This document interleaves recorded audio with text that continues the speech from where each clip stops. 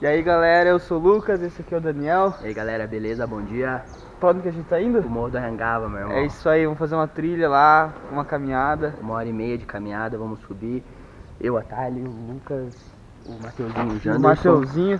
Aqui ó, nós vamos de Furcão.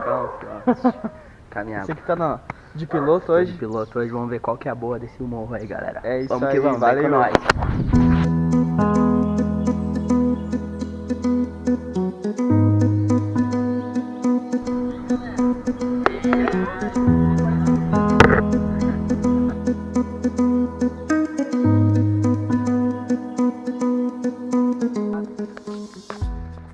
E aí, Dani? E aí, bro? Manda um salve. Salve. Chegamos aqui na subida do morro. Não tá aparecendo, mas tá ali. Vamos fazer checklist. Quem trouxe comida? Eu gravei isso. Porra, cara. Quem trouxe comida?